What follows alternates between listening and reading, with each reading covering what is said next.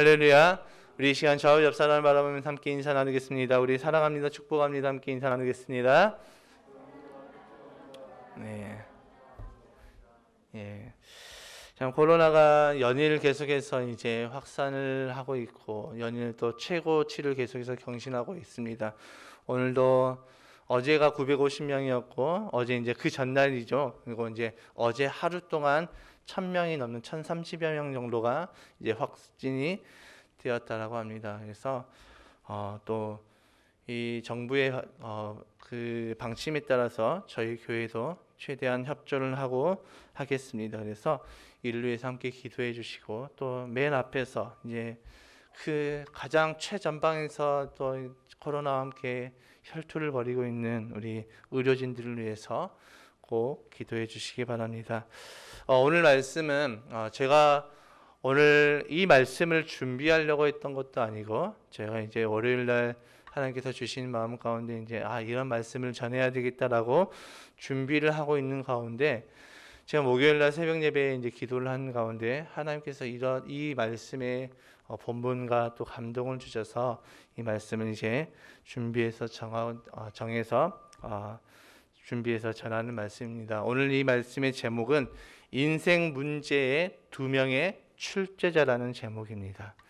예, 제목이 참 의미심장하죠. 그래서 우리 인생 가운데 어떤 문제를 주는데 그 문제에 그 두 명의 출제자가 있음을 우리에게 이 말씀을 통해서 보여주고 있는 말씀입니다. 우리가 이미 정답을 다 알고 있는 문제를 푸는 것은 너무나도 쉽습니다. 그래서 제가 어렸을 때 시험을 볼 때 제가 열심히 공부했던 그 범위에서 나오는 그 문제는 너무나도 쉽게 잘 풀었습니다. 그런데 제가 공부하지 못했던 그 범위에서 문제가 나오게 되면 아무리 고민을 해봐도 답이 보이지 않습니다. 그래서 아무거나 딱 찍게 되면은 어떻습니까? 운이 좋으면 맞고 운이 좋지 않으면 틀리게 됩니다. 엉뚱한 답을 쓰게 되는 것이지요.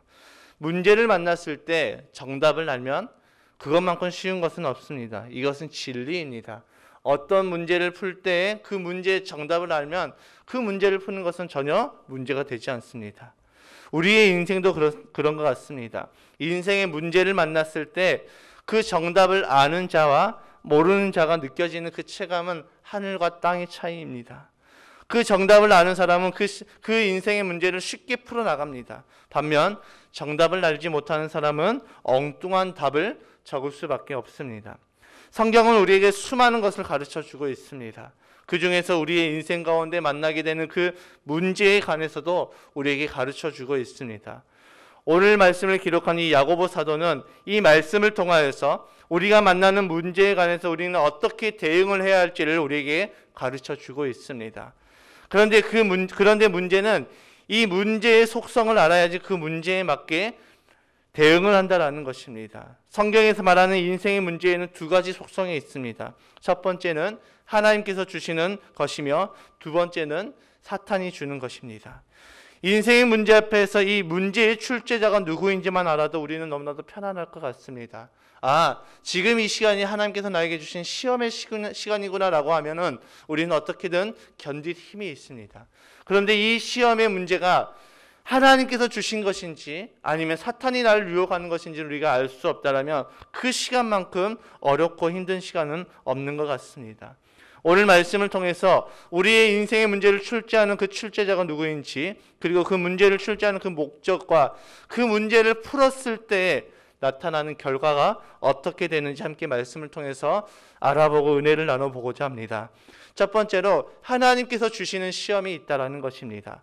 야고보서 사도는 1장 12절의 말씀을 통해서 하나님께서 주시는 시험에 관해서 말하고 있습니다. 우리 본문 12절의 말씀을 함께 읽어보겠습니다.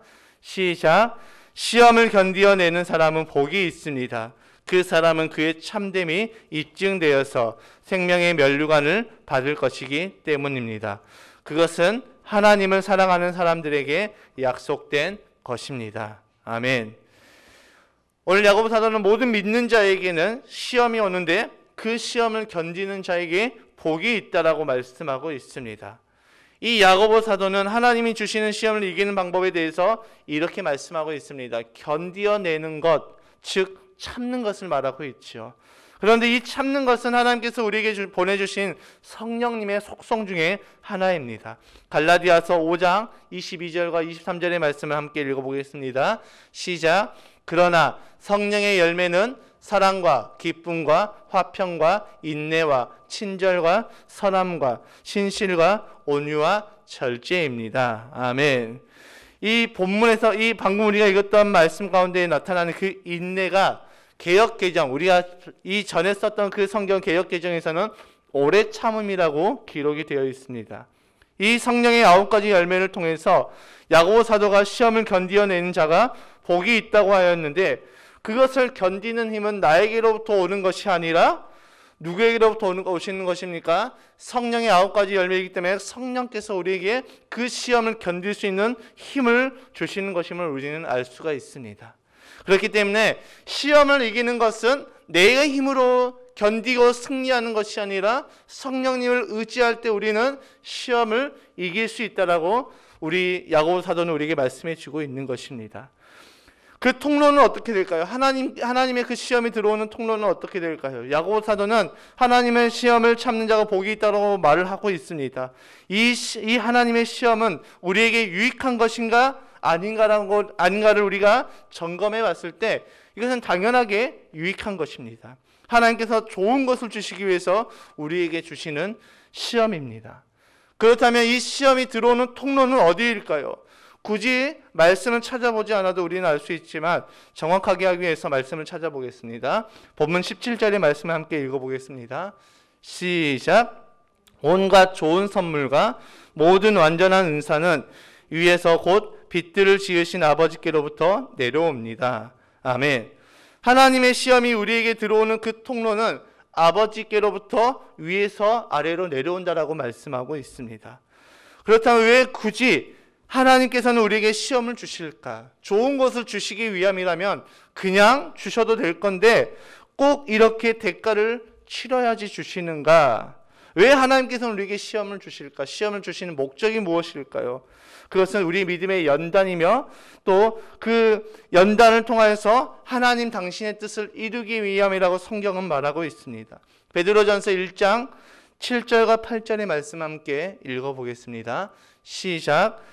그러므로 여러분이 7절부터인데요. 죄송합니다. 제가 읽어드리겠습니다. 그러므로 여러분이 지금 잠시 동안 여러 가지 시련 속에서 어쩔 수 없이 슬픔을 당하게 되었다 하더라도 기뻐하십시오. 하나님께서는 여러분의 믿음을 단련하셔서 불로 단련하지만 결국 없어지고 마는 금보다 더 귀한 것이 되게 하시며 예수 그리스도께서 나타나실 때에 여러분에게 칭찬과 영광과 존귀를 얻게 해 주십니다. 아멘. 하나님께서 우리에게 시험을 주시는 목적이 분명해지고 있습니다. 우리의 믿음의 연단을 통해서 우리의 시선이 누구에게로 향하기 위함입니까? 하나님께로 향하기 위함입니다. 왜 우리의 시선을 하나님께로 향하게 하실까요? 욥기 23장 14절의 말씀을 보면 이렇게 기록되어 있습니다. 함께 읽어보겠습니다. 시작. 하나님이 가지고 계신 많은 계획 가운데 나를 두고 세우신 계획이 있으면 반드시 이루고야 마시겠기에. 아멘. 하나님께서 우리를 각자를 향하신 하나님의 계획이 있고 하나님께서는 그 계획을 반드시 이루신다라고 말씀해 주고 있습니다. 하나님께서 우리를 향하신 그 계획을 반드시 이룬다고 말씀하시는데 우리의 시선이 하나님께로 향해 있지 않으면 우리는 어떻게 될까요? 하나님의 그 계획을 이루는데 우리가 그 계획대로 살아갈 수 있을까요? 그렇게 살아갈 수가 없습니다. 나의 시선이 하나님께로부터 어긋나 있으면 우리의 삶의 방향도 하나님께로 나아가는 것이 아니라 자꾸 하나님과 어긋난 삶을 살아가게 되어 있습니다. 견딜 수 없는 그 고난을 당하는 욥은 하나님께 이런 고백을 드리죠. 욥기 23장 10절의 말씀을 개역개정의 말씀을 함께 읽어보겠습니다. 시작.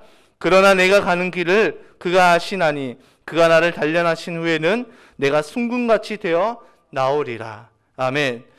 하나님의 시험의 목적은 우리를 괴롭게 하시는 것이 목적이 아닙니다. 우리를 무너뜨리는 것이 하나님의 시험의 목적이 아닙니다. 우리의 인생을 망함으로 이끌어가는 것이 목적이 아니라는 것입니다.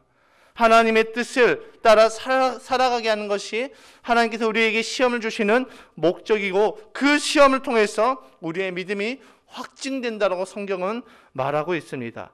고린도후서 13장 5절의 말씀을 찾아보겠습니다. 시작. 여러분은 자기가 믿음 안에 있는지를 스스로 시험해 보고 스스로 검증해 보십시오.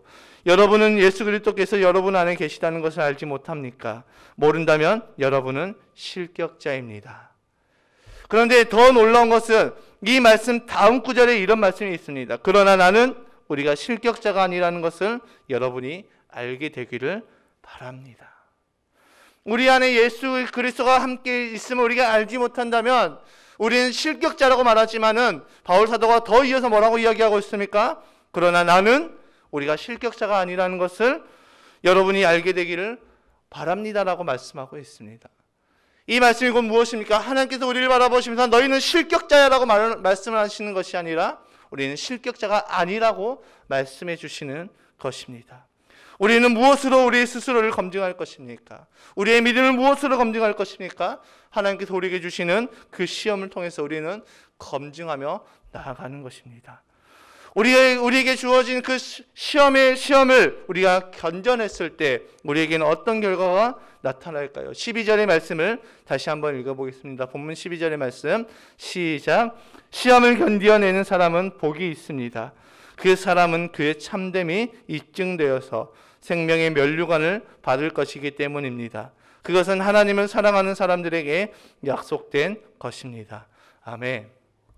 야고보 사도는 시험을 견디는 자에게 복이 있으며 그 시험을 견디는 자의 결과는 생명의 면류관이라고 말씀해 주고 있습니다. 시험을 견디는 자의 결과는 우리의 믿음이며 그 믿음을 통해서 하나님께서 우리를 인정하여 주시겠다라고 말씀하십니다. 아브라함의 시험에 관해서 잠깐 이야기를 해보겠습니다. 어느 날 갑자기 하나님께서 아브라함을 찾아오셨습니다. 그리고 하나님께서는 갑자기 아브라함에게 이해할 수 없는 것을 요구하시죠. 그것이 무엇이었습니까? 그의 사랑하는 독자 이삭을 나에게 바쳐라는 것입니다. 창세기 22장 2절의 말씀을 함께 읽어보겠습니다. 시작. 하나님이 말씀하셨다. 너의 아들 내가 사랑하는 외아들 이삭을 데리고 모리아 땅으로 가거라. 내가 너에게 일러주는 산에서 그를 번제물로 바쳐라. 여러분, 하나님께서 아브라함에게 요구하신 것은 좀 어떻게 보면 좀 과해 보일 수 있습니다.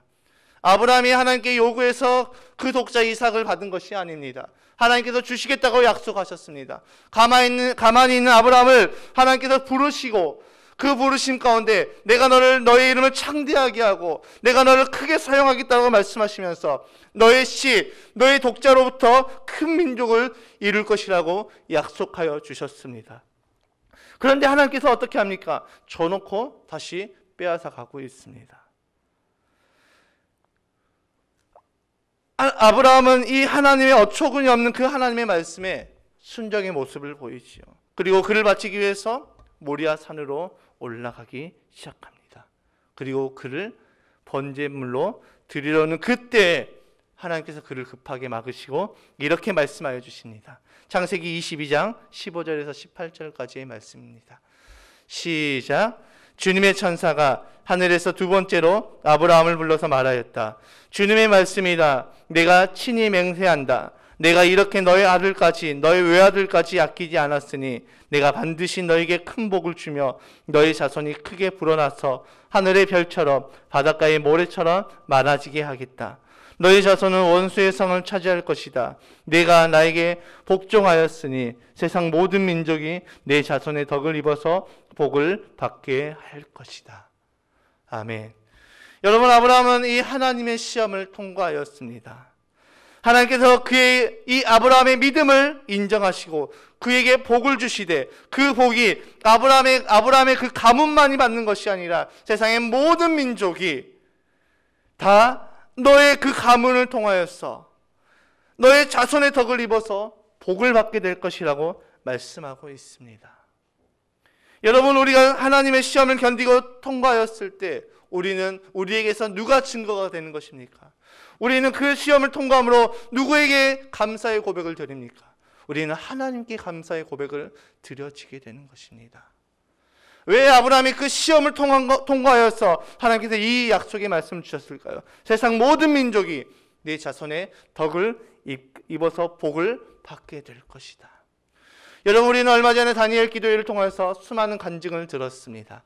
그 간증에 다 하나같이 깔때기처럼 지금 나가고 있는 그 방향성이 어디에 있습니까?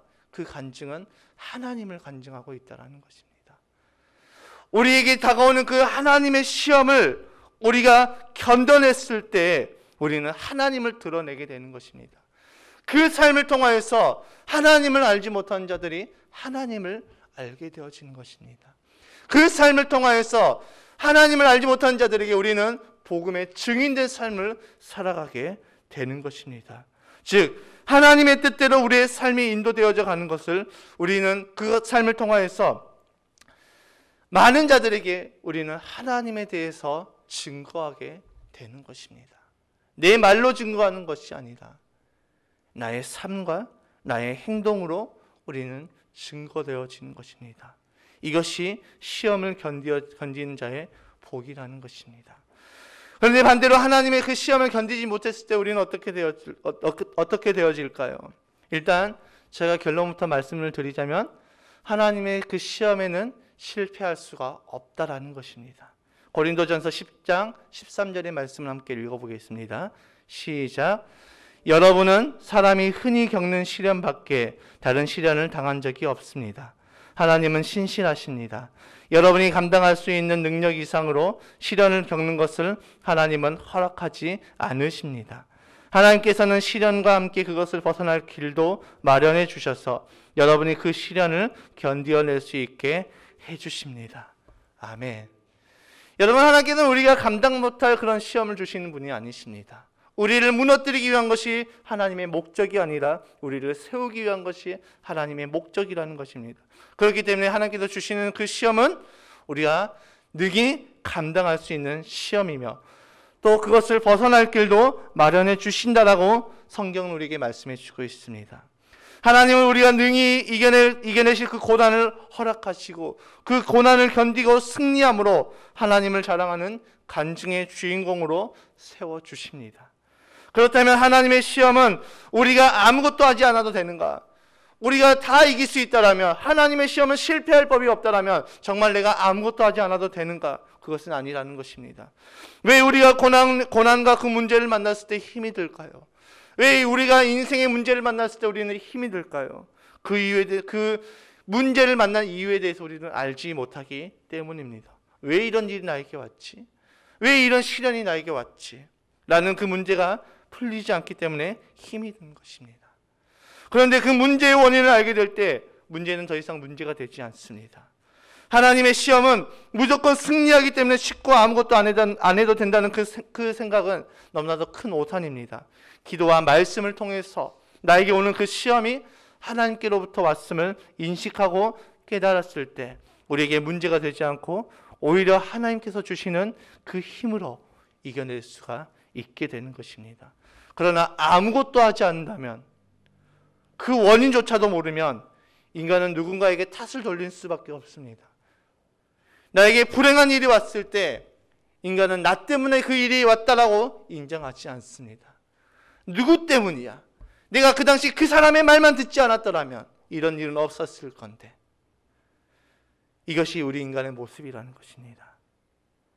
그리고 그 원망의 방향성은 어디로 가게 될까요? 결국 하나님께로 향할 수밖에 없습니다. 그렇게 우리는 이 하나님의 시험을 당할 때도 기도와 말씀을 통해서 우리는 이겨내야 됩니다. 이제 두 번째로 사탄의 시험에 대해서 함께 알아보고자 합니다. 하나님의 시험만 있을까요? 아닙니다. 사탄도 우리에게 시험을 줍니다.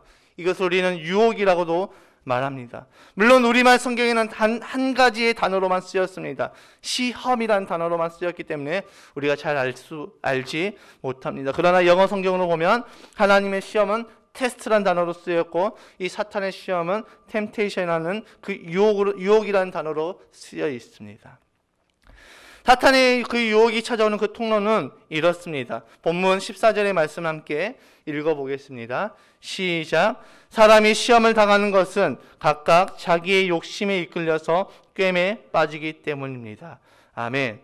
사람이 시험을 당하는 그 통로가 어디에 있다라고 말씀하고 있습니까? 자기의 욕심이라고 말씀하고 있습니다. 그래서 잠언의 말씀에서도 이렇게 말하고 있습니다. 잠언 4장 23절의 말씀입니다. 시작. 그 무엇보다도 너는 내 마음을 지켜라. 그 마음이 바로 생명의 근원이기 때문이다.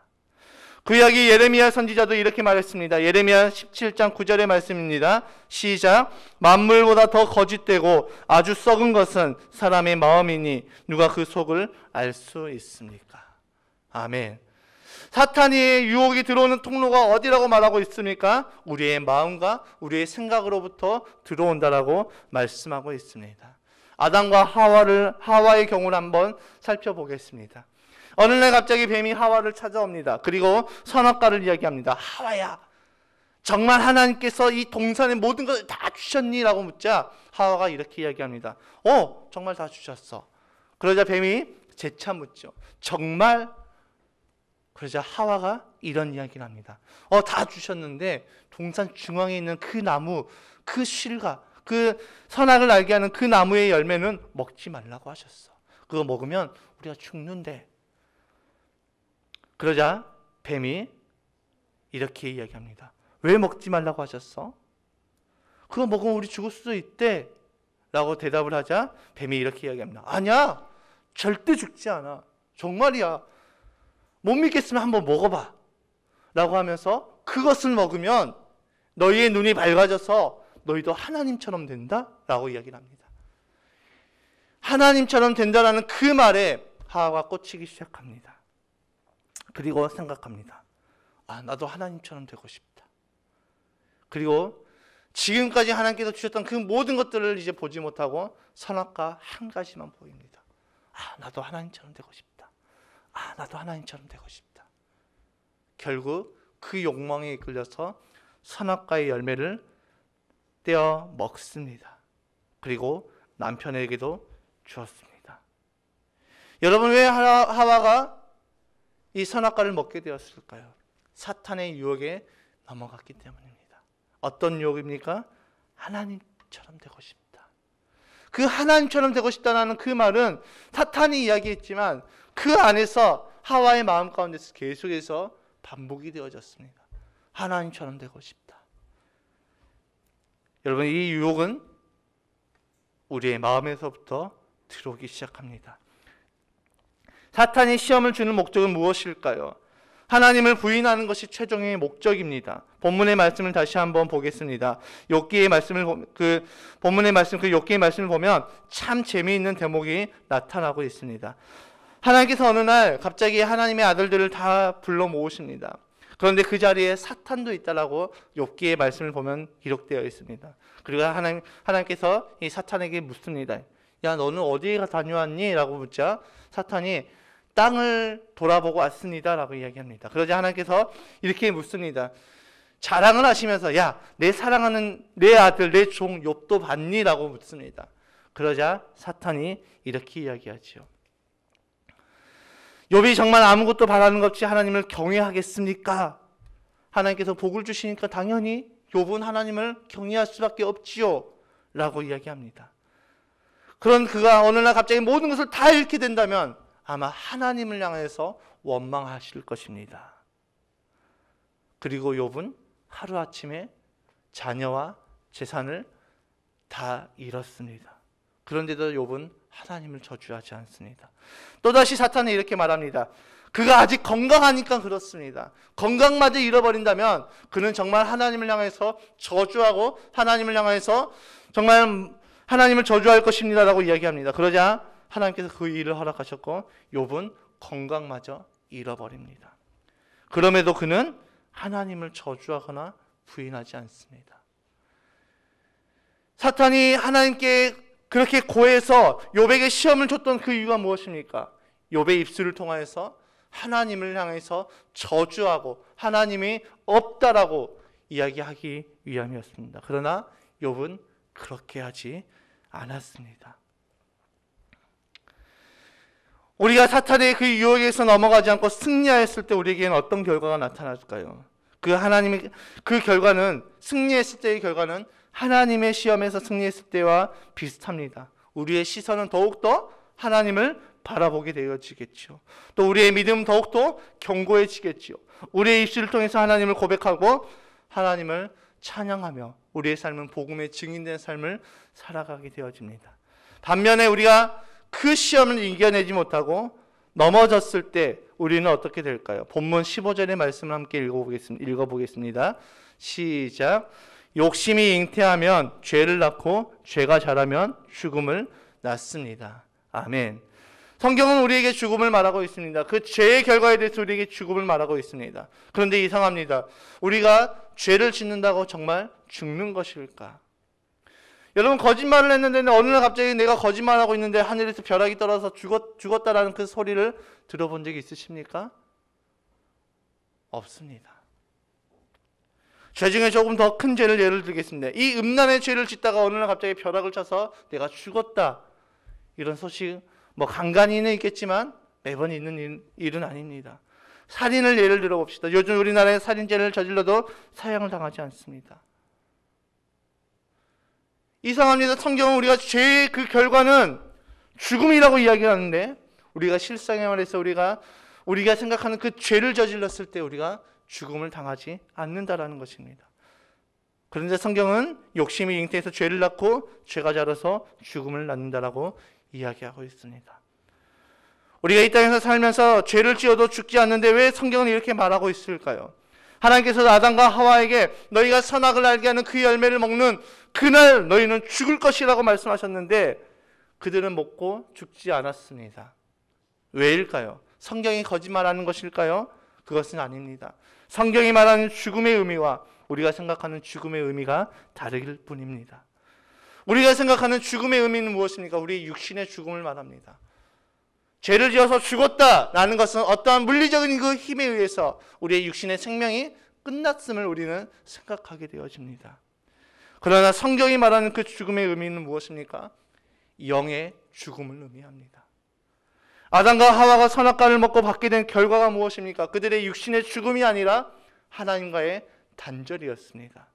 인간은 하나님의 형상대로 지음을 받았습니다. 하나님께로부터 지음을 받았고 하나님께로부터 생명을 받았던 존재입니다.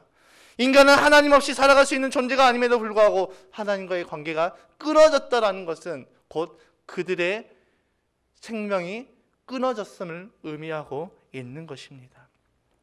그런 관점에서 보게 될 때 오늘 본문에서 말하는 이 죄가 자라면 죽음을 낳는다는 말씀은 우리의 육체의 죽음을 의미하는 것이 아니라 육체의 죽음보다 더 무서운 영의 죽음을 말하고 있습니다. 사탄의 유혹의 목적은 무엇입니까? 하나님을 부인하고 하나님 없이 살아가는 것이 사탄이 우리에게 유혹을 하는 그 목적이라는 것입니다. 우리가 유혹을 이기지 못하고 넘어졌을 때 우리 안에 들어온 마음과 생각은 무엇일까요? 긍정적인 생각이 들어옵니까?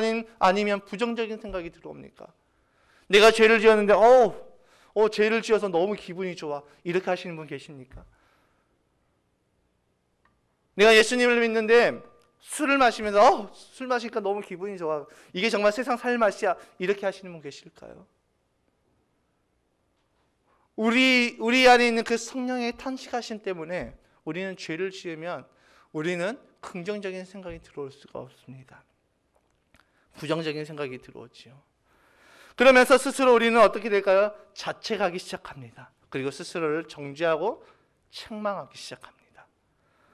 스스로 하나님 앞에 나아갈 수 없다라고 생각을 합니다. 그러다가 정신을 차리고 하나님께로 다시 들어옵니다. 여기까지는 괜찮습니다. 그런데 또다시 같은 죄를 반복하여져서 지었을 때 우리는 어떻게 될까요? 점점 우리의 양심은 무뎌지고 있습니다.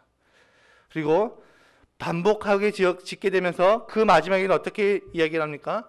나는 구원받을 자격이 없다라고 선언하게 되어집니다. 여러분, 구원을 결정하는 것은 누가 결정하는 것입니까? 하나님께서 결정하십니다. 우리 스스로가 결정하지 않습니다. 그런데 계속해서 반복해서 같은 죄에 넘어지고 또 넘어지다 보면은 나는 구원받을 자격이 없어.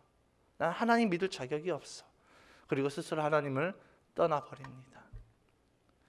하나님을 떠났던 자들을 제가 다시 한번 만나서 이야기할 때마다 그들은 늘 똑같은 말을 했습니다.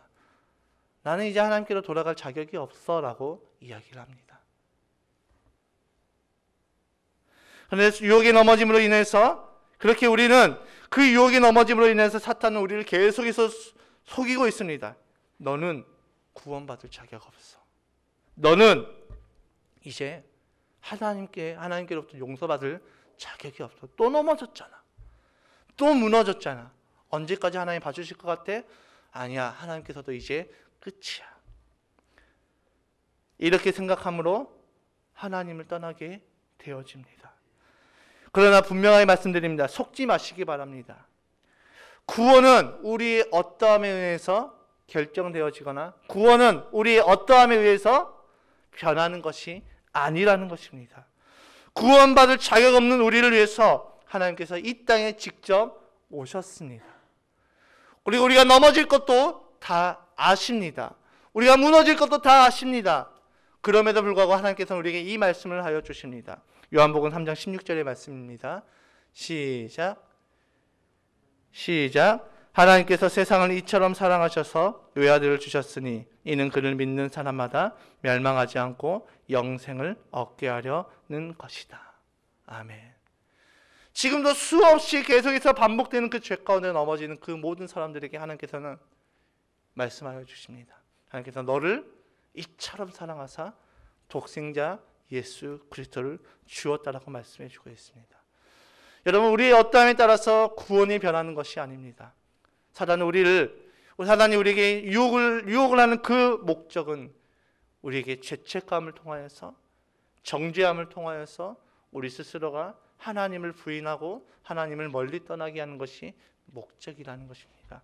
그러나 속지 마시기 바랍니다. 그렇다면 우리가 하나님의 시험과 사탄의 유혹을 분별하고 승리하는 방법이 무엇일까요? 우리가 하나님의 시험에 대해서 알아봤고 사탄의 시험에 대해서 알아봤는데 이것을 분별하고 승리하는 방법이 무엇일까요? 제가 결론 묻혀 말씀드리자면 말씀과 기도밖에 없습니다. 너무나도 쉽고 심플한 대답이지요. 뭔가를 기대했는데 또 말씀과 기도를 라고 할 수 있습니다. 여러분, 이미 봤던 영화를 또 보게 되면 어떻습니까? 흥미진진하고 긴장감 있게 보십니까? 한번 봤던 영화를 또 보게 되면 아무리 재미있는 영화라도 흥미진진함과 긴장감은 떨어질 수밖에 없습니다. 왜일까요? 그 영화의 결말을 다 알기 때문입니다. 그런데 반대로 처음 본 영화는 긴장감과 흥미진진함이 있습니다. 우리에게 고난과 시험이 찾아왔습니다. 유혹이 왔습니다. 이것이 하나님의 시험인지 사탄의 유혹인지 우리는 이것을 알기만 한다면 우리는 얼마든지 승리할 수가 있다는 것입니다. 그 모든 승리의 방법과 내용이 어디에 기록되어 있는가? 성경에 기록되어져 있습니다. 그런데 성경을 보기만 한다고 다 될까요? 아니지요. 그 말씀이 내 삶 가운데 그대로 적용되어질 수 있도록 내 삶 가운데 말씀이 실제로 적용되어지기 위해서는 기도가 필요하다라는 것입니다. 지난 수요 예배 때도 제가 말씀을 통해서 나눴던 부분을 다시 한번 나눠보고자 합니다.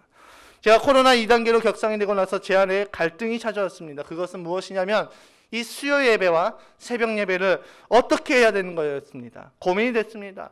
어떻게 할까 고민을 하다가 제가 아내에게 물어봤습니다.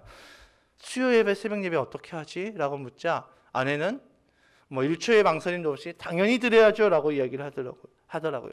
그럼에도 불구하고 저는 고민이 됐습니다.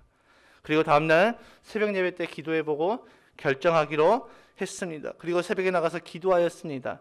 하나님께 물었습니다. 하나님, 지금 이 상황에서 예배를 어떻게 해야 될까요? 수요 예배와 새벽 예배를 어떻게 해야 될까요? 라고 물어봤습니다. 멈춰야 될까요? 묻자 성령께서 내 마음에 이런 질문을 주셨습니다. 야, 너 예배를 멈추려고 하는 그 의도가 무엇이니? 여러분, 이 음성을 듣고 이 질문을 듣고 더 이상 저는 성령께 묻지 못하였습니다. 그리고 그 의도는 제 안에 깔려 있었던 게으름부터 시작되었던 이 사탄의 유혹이었기 때문입니다. 여러분, 이처럼 말씀과 기도가 없이는 우리는 하나님의 시험과 사탄의 유혹을 분별할 수도 없고 이겨낼 수도 없습니다. 제가 만약 기도해보지 않고 제가 2단계 됐으니까 수요 예배 쉬어, 새벽 예배 쉬어라고 결정했다라면 저는 어떻게 됐을까요? 그 유혹에 넘어간 것이죠. 그리고 그 결과로 어떻게 됐을까요? 저는 더욱더 영적으로 나태하게 되었을 것입니다. 그러나 기도를 통해서 하나님께서는 승리로 인도하셨고 저희 기도에는 더욱더 풍성해짐을 느끼고 있습니다. 그렇다면 이 말씀과 기도를 가장 잘 적용할 수 있는 시간이 하루 중 언제일까요? 저는 새벽 예배라고, 새벽 시간이라고 생각이 됩니다.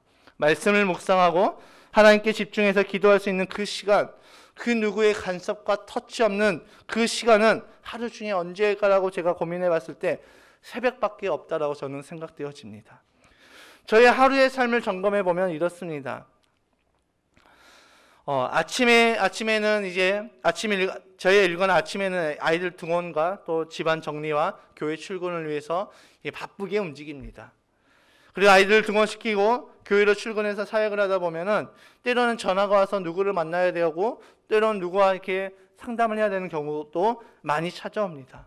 때로는 또 전화도 많이 오게 되죠. 그리고 5시에 이제 제가 퇴근을 하고 아이들과 놀아주다 보면 어느새 저녁 시간이 되어서 이제 잠을 자야 됩니다.